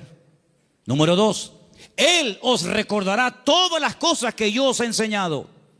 Número 3, Él convencerá al mundo de pecado, de justicia y de juicio. Y dice algo muy interesante y lo he dejado para el final: y Él os guiará a toda la verdad. ¿Cuántos dicen amén? La verdad no es una lotería que unos la descubrieron y otros tantos nunca supieron cuál era. La verdad tiene nombre y se humanó y se encarnó en la figura de nuestro Señor Jesucristo. Por eso Él declaró categóricamente: yo soy el camino, la verdad y la vida. Pero el versículo no termina ahí. El versículo añade la siguiente frase: y nadie va a ir al Padre sino solamente a través de mí. ¿Cuántos dicen amén? Jesús no es una verdad. Bueno, hubieron muchas verdades y Jesús vino a enseñar otra gran verdad. No, Jesús es la verdad, con mayúscula y subrayado. No hay 1000 verdades y cada uno escoge la suya. No, Señor. Hay una verdad revelada en la palabra, manifestada en la persona de Jesucristo. Y si prestaron ustedes atención a la lectura que esta tarde se leía, hay un momento en el que en el discurso de Pablo, que se leyó esta tarde en el Areópago en Grecia, él dijo: hay un momento en el que Dios pasó por alto la ignorancia de las naciones. Pero Dios ha establecido que a través de su Hijo, el que a Él ha escogido, algún día, cuando Él lo tenga determinado, juzgará a todas las naciones de la tierra, y por aquel varón que Él levantó y constituyó, juzgará a todas las naciones de la tierra. Es decir, hay un momento en el que pudimos ser ignorantes, pero ya no somos ignorantes, ni queremos seguir siendo ignorantes. ¿Amén, hermanos? Ahora queremos aprender las verdades. Y puede ser que cuando descubramos ciertas y determinadas verdades, nos demos cuenta, como a mí me pasó, que los hombres me engañaron. Porque los hombres me enseñaron cosas que no eran verdades, pero me las enseñaron como si fueran verdades. Y yo las creí. Y por eso no podía vivir una vida de libertad, de paz, de victoria, de bendición. Porque la mentira, la ignorancia, no es la respuesta. La respuesta y lo que Dios quiere para la vida de todos y cada uno de nosotros es que conozcamos la verdad. Y la verdad se puede conocer y experimentar y vivir, y es la persona de Jesucristo. ¿Cuántos dicen amén? Quiero que leamos un versículo más. Isaías 26:2. Porque ahí la palabra verdad, emet, aparece en plural. Y me llamó mucho la atención. Y quiero que escuchen este texto, por favor. Isaías 26:2. Abrid las puertas y entrará la gente justa, guardadora de verdades. Guardadora de verdades. Isaías 26:2. Emet es verdad, emunim es verdades.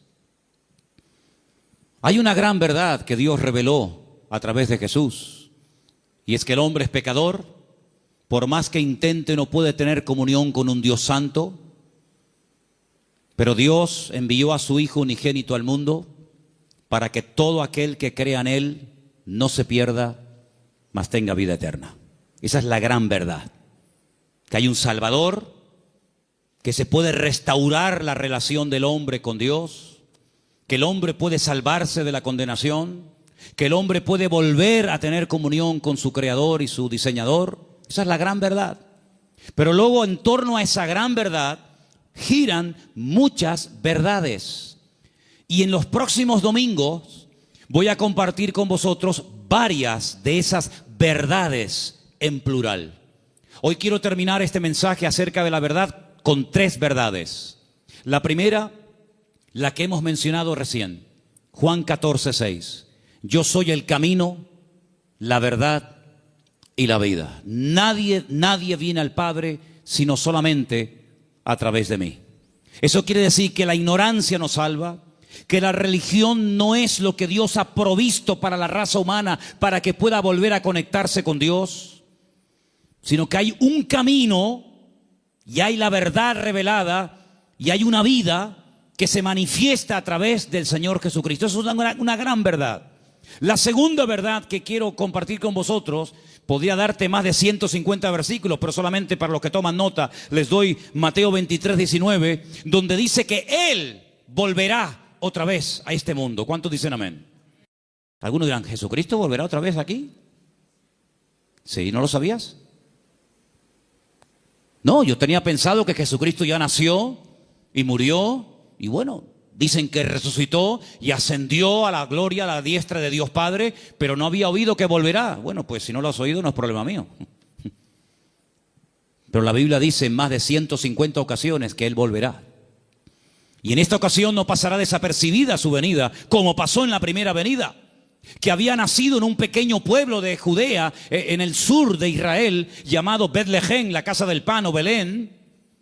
Y en ese pueblo hay una montaña que se puede visitar hoy en día, donde había uno, porque tenía muchos, uno de los muchos palacios del rey Herodes, y el rey Herodes ni siquiera se había dado cuenta de que esa noche había nacido el Mesías al lado de su casa. Y de repente vienen unos señores de lejanas tierras haciendo una pregunta muy interesante. ¿Dónde está el rey de los judíos? Porque su estrella hemos visto en el oriente y venimos a adorarle. Y le están hablando a un rey, pero que realmente es un títere. No es el verdadero rey, no es de la línea genealógica de la casa de David, de la tribu de Judá. Es un rey que han puesto los romanos. Es un muñeco de quita y pon. Y por eso ellos se atreven a preguntarle al rey, entre comillas, de los judíos, ¿dónde está el rey de los judíos? Porque venimos a adorarle. Y ustedes ven que esos hombres, me da igual si eran 3, 20 o 40, no se postraron ante Herodes y lo adoraron y le abrieron sus tesoros, porque ellos sabían que ese no era. Y Herodes no lo sabía. Y tiene que mandar a llamar a los escribas y fariseos, los que estudiaban la escritura y hacían las copias de la escritura, para preguntarle, oye, ¿qué dice la Biblia acerca del Mesías? ¿Dónde tiene que nacer? Ya en aquel tiempo ya se había escrito dónde había que nacer. Si se lo hubieran preguntado no sé, por ejemplo, a Abraham o a cualquier otro personaje, no te hubiera dado respuesta. Pero en aquel momento ya estaba escrito en el libro del profeta Miqueas que Jesús, que el Mesías, Yeshua, tenía que nacer en Belén de Judea. Eso es una gran verdad. Pero una gran verdad también es que Él mismo dijo, me voy, pero volveré otra vez. Y la Biblia dice que tenemos que estar velando y orando porque no sabemos ni el día ni la hora, pero que volverá, volverá. Y cuando vuelva, todo ojo le verá, toda rodilla se doblará y todo el mundo se pondrá de rodillas y confesará que Él es el Señor para gloria de Dios Padre. Y no será algo que dice, bueno, ¿habrá venido? ¿No habrá venido? ¿Dónde está? Hermanos, será algo que va a tener un impacto a nivel mundial. Probablemente para algunos esto les suene a chino, esto les suene a algo como ciencia ficción, pero esto no es un cuento ni un mito, esto es palabra de Dios. Jesucristo viene y viene muy pronto. ¿Cuántos dicen amén? Y esa es una de las grandes verdades que no tenemos que olvidar. Y hermanos, estamos más cerca que nunca de la venida del Señor. Y hay cientos de señales y cientos de información, de datos que nos indican cuánto tiempo falta para venir. Y uno que se menciona muy poco, prácticamente nadie lo menciona, pero yo quiero mencionarlo esta tarde, es que dice el Señor que antes de que Él venga, vendría un tiempo de prueba a todas las naciones de la tierra. Pero también dice la promesa Pero si ustedes guardan mi palabra y no niegan mi nombre, yo les guardaré de la hora de prueba que ha de venir sobre todos los habitantes de la tierra. Y estamos viendo naciones tremendamente ricas que están en la más absoluta miseria. Y estamos viendo naciones que dicen, ¿cómo es posible que esto pueda ocurrir en tal lugar y en este momento? Hermanos, la hora de la prueba ha venido y ha comenzado. No habrá ni una sola nación de la tierra que no vaya a ser sacudida antes del retorno de nuestro Señor Jesucristo. Algunos miran a Estados Unidos como si fuera el paraíso terrenal. Antes de ayer me llamó un hermano de Estados Unidos, el hermano Adán. ¿Está ahora ahí? ¿Nos está viendo Adán? Ahora no. El hermano Adán es un hermano del Salvador que vive en California y de vez en cuando me llama y hablamos y me dice, si por casualidad gana el señor Trump en Estados Unidos, él ha dicho que no solamente tiene intención de echar a patadas a todos los latinos de Estados Unidos, sino a los hijos nacidos en territorio americano de padres latinos. Ahora resulta que se jugaron la vida muchos hermanos y personas veían a Estados Unidos como decir, no, vámonos para allá y mira tú por dónde, que a lo mejor, no lo sé, dentro de un año a todos los latinos los meten en un barco y los echan cada uno a su tierra. Y entonces yo le diré a más de uno,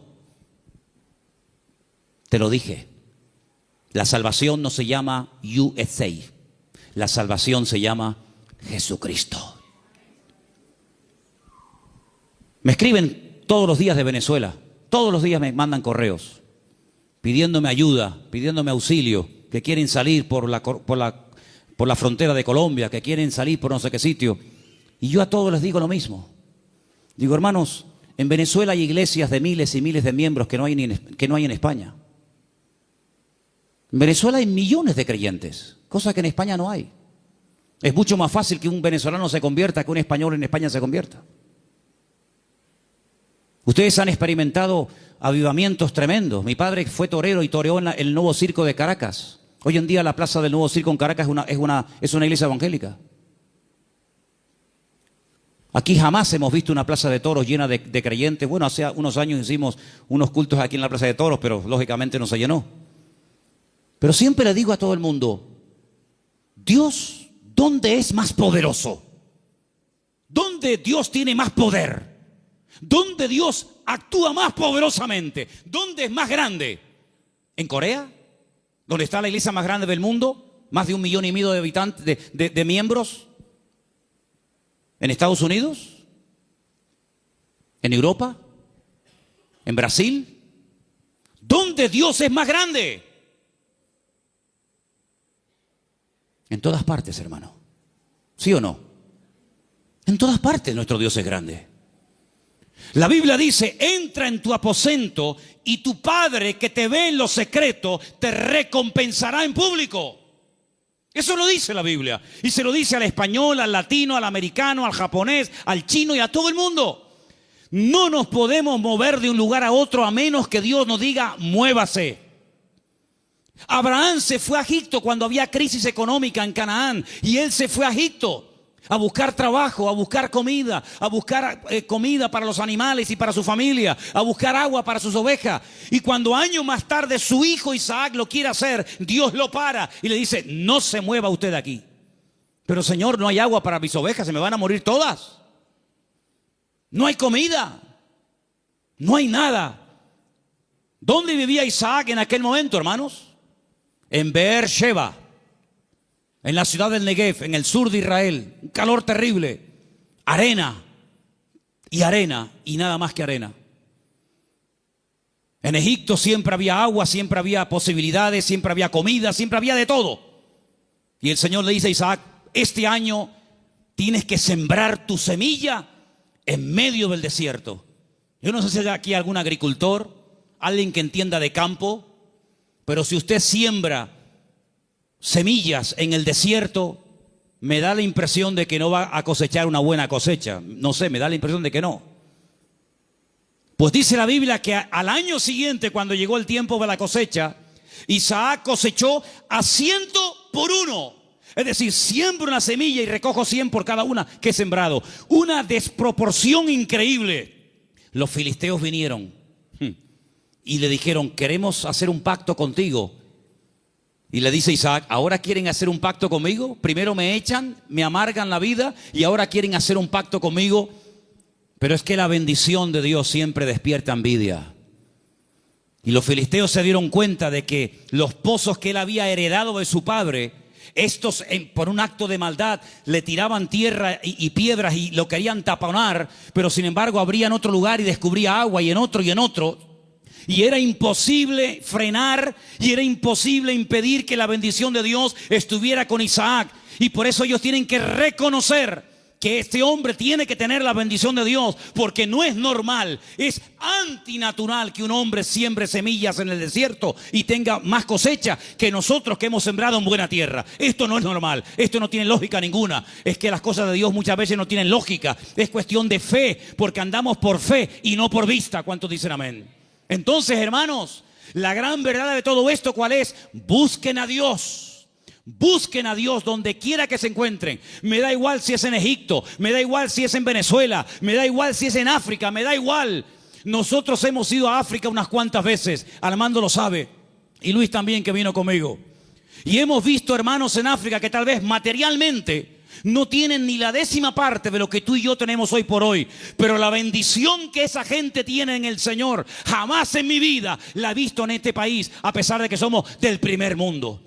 Porque muchas veces confundimos el tener con ser. Y parece que cuando uno tiene, pues, bueno, pues estoy bendecido. Yo les prediqué hace poco acerca del Salmo 37 y les dije, hay 2 tipos de prosperidad en la Biblia. Una visible, que es la que nos llama la atención, y otra que no se ve, pero que muchas veces es la genuina. Una que consiste en tener y otra que consiste en ser. Y el Señor nos está enseñando en estos tiempos, a ti y a mí, a ver si nos damos cuenta de una vez, que lo que tenemos que buscar es a Dios, que no hay que buscar trabajo, que no hay que buscar prosperidad, lo que hay que buscar es al Señor, porque buscando al Señor todo lo demás viene por añadidura. Y llevo 35 años predicando esto, y algunos lo hacen y otros todavía lo cuestionan, pero yo te digo, la Biblia dice, buscad primeramente el reino de Dios y su justicia, y todo lo demás vendrá por añadidura. Y uno dice, bueno, y si yo quiero estudiar y saber qué es todo lo demás, el mismo pasaje te lo dice. Jesús se para con sus discípulos y dice, vamos a ver, la gente del mundo, ¿qué busca sinceramente? La gente que no se congrega, ¿qué es lo que buscan? Bueno, pues buscan un buen trabajo para tener una buena casa, un buen coche si puede ser, buena ropa, poder viajar y tener vacaciones, y si me puedo comprar el ordenador de último modelo me lo compro, y si puedo. Esa es la meta de la gente del mundo, tener cosas a través de su esfuerzo de trabajo. Muy bien. Dice, pero vosotros no podéis vivir así. Ustedes lo que tienen que hacer es no preocuparse por qué voy a comer mañana. No preocuparse por lo que me voy a poner mañana de ropa. Ese estilo de vida es el estilo de vida de los gentiles, de los que no me conocen a mí. ¿Es que acaso ustedes no se dan cuenta que los pájaros no siembran ni guardan en graneros y vuestro Padre Celestial los alimenta? ¿No os habéis dado cuenta de eso? Todo lo que Dios pone a nuestro alrededor es una enseñanza objetiva. Si no lo ves a Dios en el amanecer, lo ves en el atardecer. Si no, en la luna llena o en la luna menguante. O lo ves en el canto del pájaro, en la ola. O en todas partes puedes ver a Dios si lo quieres ver. Si no lo quieres ver, no lo vas a ver medio centímetro de tu cuerpo. Por lo tanto, el Señor dice, mire, los pájaros no siembran ni ciegan y Dios los alimenta. ¿Cuánto más a vosotros, hombres de poca fe? ¿Qué reprimenda les está echando el Señor? ¿Qué te crees, que por trabajar más vas a ganar más? Tú vas a ganar lo que Dios quiere que ganes. Ni un centavo más, ni un centavo menos. Ya es tiempo de dejarle a Dios que organice nuestro tiempo, que organice nuestro presente, que organice nuestro futuro. Es tiempo de que te comportes como un cristiano. Y un cristiano depende del Señor absolutamente para todo. Desde el aire que respira, desde el agua que toma, de la comida que come, absolutamente para todo. Para que Dios sea glorificado en cada una de las cosas. Esa es la vida que Cristo nos enseña. Y por eso muchas veces me han preguntado: Manolo, ¿por qué en la Biblia se veía tantos milagros con los cristianos? Y hoy en día apenas se ven milagros. Digo, claro, es lógico, hermano. ¿Cómo eran los cristianos del siglo I? Abnegados. Lo primero era la obra de Dios. Dice el libro de los Hechos. Yo no lo he escrito, por eso tengo toda la libertad del mundo para decir esto. Porque si yo lo hubiera escrito, parece que como que estoy defendiendo mis argumentos. Y yo estoy aquí arriba esta tarde defendiendo los argumentos de la palabra de Dios, no los míos. Y dice la Biblia que en la iglesia primitiva no había necesitados. No había hermanos con necesidad económica, ni uno. ¿Y qué hacían? ¿Qué hacían? ¿Cómo se lo montaba esa gente? Dice que los que tenían propiedades las vendían. Lo ponían el precio de lo vendido a los pies de los apóstoles. Y se repartía todo según la necesidad que hubiera. Yo nunca he visto eso. Yo jamás en mi vida he visto eso. Que la gente se desprenda de su patrimonio para ayudar a hermanos que no tienen para comer o para pagar la luz. Yo nunca en mi vida he visto eso. Por eso en la iglesia primitiva se veían cosas que hoy en día no se ven. Dios no ha cambiado. El evangelio no ha cambiado. Las verdades de Dios son inmutables. Pero he guardado para el final un versículo que fue el versículo que yo utilicé el día 31 de mayo de 1981, cuando a las 6 de la tarde en la calle Galileo 40 en Las Palmas de Gran Canaria yo me graduaba después de 3 años en el seminario. Este fue el texto que yo usé esa tarde cuando yo predicaba y se encuentra en Números 23, 19. Quiero que me lo pongas ahí para que lo leamos todos juntos. Ese fue el texto del primer mensaje que yo prediqué cuando me gradué de aquel seminario. Y al día siguiente, en junio, ya estaba aquí viviendo en Tenerife con 19 años de edad. Ya ha llovido algo. Dios no es hombre para que mienta, ni hijo de hombre para que se arrepienta. Él dijo y no hará, habló y no ejecutará. Quiero oírles, hermanos, léalo conmigo. Dios no es hombre para que mienta, ni hijo de hombre para que se arrepienta. Él dijo y no hará, habló y no ejecutará. Números 23, 19. Hay algo que Dios no puede hacer. ¿Saben lo que es? Mentir. Dios no puede mentir, porque Dios es veraz. No puede decir mentiras. ¿Tú dices mentiras? ¿Has dicho mentiras? Claro que sí, y yo también. Pero Dios no puede mentir. ¿Sabes la seguridad que nos da a nosotros hoy en el siglo XXI? Saber que el Dios que tenemos no miente. Es impresionante. Eso quiere decir que si Él dijo en su palabra que estará conmigo todos los días, estará conmigo todos los días. Eso quiere decir que nada me faltará si yo estoy en la mano del Señor y dependo totalmente del Señor. Eso quiere decir que cuando yo oro, Él me oye. Y si me oye, sabemos que tenemos las peticiones que le hayamos hecho. Eso quiere decir que cada noche cuando me voy a dormir a mi casa, el Señor manda ángeles para que protejan mis sueños y me protejan de todo peligro y de todo mal. Eso quiere decir que si yo me enfermo, Él me sanará, porque el Señor es mi sanador. En otras palabras, más de 8,000 y pico de promesas en la Biblia no son cuentos, no son engaños, no son caramelos que te lo ponen en la boca y cuando lo quieres probar te lo quitan. Eso quiere decir que el que busca halla. Es verdad eso, hermanos.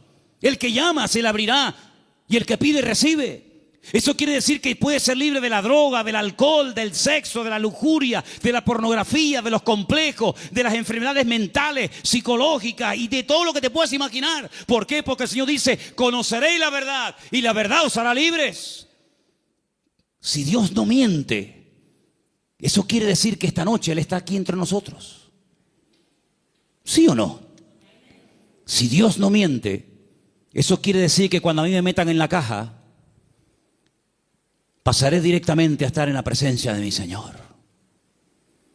Si el Señor no miente, cosa que creo que no miente, quiere decir de que nunca jamás seremos cola, sino siempre seremos cabeza. Y podremos ir de victoria en victoria y de gloria en gloria y de triunfo en triunfo y de bendición en bendición, porque es lo que Dios dice en su palabra y lo que Él promete se cumple. ¿Cuántos dicen amén? Hoy en día, ¿quién no ha comentado en algún momento? Los políticos. Por favor, todos dicen mentiras. Hace años no se hablaba así. Hace años los programas más vistos en televisión, ¿cuáles eran? Las tertulias que tenían que ver con algo de política. Ya mucha gente hoy en día está diciendo, ya no voy a votar. Yo no voy a votar. Y el otro lo dice, y el otro, y el otro. ¿Y para qué? Porque la gente sabe que se han acostumbrado a mentir. Y vivimos en un mundo rodeado de grandes mentiras. Pero sin embargo nosotros tenemos un privilegio, y es que hemos conocido la verdad. Y por eso la verdad nos hace libres. ¿Cuántos dicen amén? Aproveche esa libertad. ¿Para qué? Para servir a Dios. Los años que te quedan de vida, el tiempo que te queda de vida, móntatelo de tal manera que te vas desprendiendo de muchas cosas y tener cada día más tiempo para descubrir las verdades que están reveladas en la palabra de Dios. Hoy hemos visto 3 verdades: que Él es el camino, la verdad y la vida, que Él volverá y que Dios no miente. El próximo domingo volveremos a ver más verdades de la palabra de Dios. Y cuanto más verdades vayan entrando en nuestra mente, cuanto más verdades vayamos asimilando en nuestra conducta, nuestro vocabulario, más mentiras van a ir saliendo, y más libres, y más prósperos, y más bendecidos seremos. Porque quiero solamente recordarles el versículo que se leía esta tarde, que el hombre bendecido es el hombre que cree, obedece y vive en la verdad de Dios. ¿Cuántos dicen amén? Cierra tus ojos ahí donde estás. Pídele al Señor que te revele sus verdades. Pídele al Señor: muéstrame tus verdades, Señor. Muéstrame las grandes verdades de tu palabra, para que yo pueda conocerlas y vivirlas en mi vida, y pueda con tu ayuda y con tu bendición vivir una vida sobrenatural. Aleluya. Gracias, Padre. Gracias, Señor.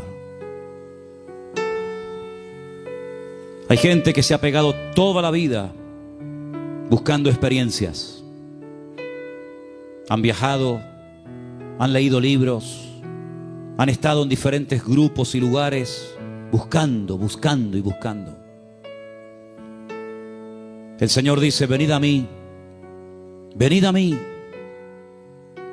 los sedientos, y el que cree en mí correrán de su interior ríos de agua viva. Cristo es la verdad, la Biblia es la verdad, el Evangelio de Jesucristo es el Evangelio de la verdad. Así que si estás buscando la verdad, acepta, recibe a Cristo en tu corazón. Después congrégate donde quieras. Si te gusta aquí, amén. Si quieres ir más allá, donde tú quieras. Solamente te pido que si en esta tarde hay alguien entre nosotros buscando la verdad se llama Jesús.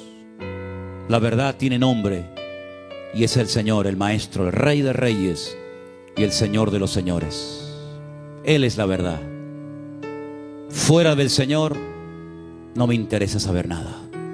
Señor, en esta noche te damos gracias porque la verdad se puede conocer, la verdad se puede experimentar, y la libertad viene como resultado de haber conocido la verdad de Cristo Jesús. Señor, yo te pido que en nuestra vida solamente haya verdades. La verdad deshace, la verdad pudre el yugo de la mentira, de la esclavitud, de la ignorancia. Y te pedimos en esta noche, Señor, que tú, como Rey de Reyes y Señor de los Señores, me muestres cada día las verdades de tu bendita palabra. Ayúdanos, Señor, a caminar en verdad. Ayúdanos, Señor, a desprendernos de mentiras, de tradiciones, de costumbres, de ideas y de opiniones que no tienen nada que ver con la verdad de Dios. Estamos dispuestos a ser tratados. Estamos dispuestos, como decía el salmista: enséñame tu verdad para practicarla y vivirla. Señor, en el nombre de Jesús, aclara los pensamientos confusos, la mente perturbada. Saca a la luz tu palabra, para que podamos verdaderamente caminar en la libertad gloriosa de los hijos de Dios. Aleluya. Bendito sea tu nombre, mi Dios. Ahí donde estás sentado, ora al Señor. Ora al Señor para que Él te muestre su verdad. Decía un hombre en una ocasión: cuando me muestran una verdad, yo me alegro. Pero me alegro mucho más cuando yo descubro esa verdad. Y eso es lo que yo quiero que tú le pidas al Señor. Señor, estoy dispuesto a oír, a aprender y a recibir de otras personas. Pero Señor, quiero yo mismo descubrir y experimentar las verdades. Ayúdanos, Señor. Te lo pedimos en esta noche con todo el corazón, verdaderamente, en el nombre de tu amado Hijo Jesús, mi Señor. Muéstranos la verdad cada día.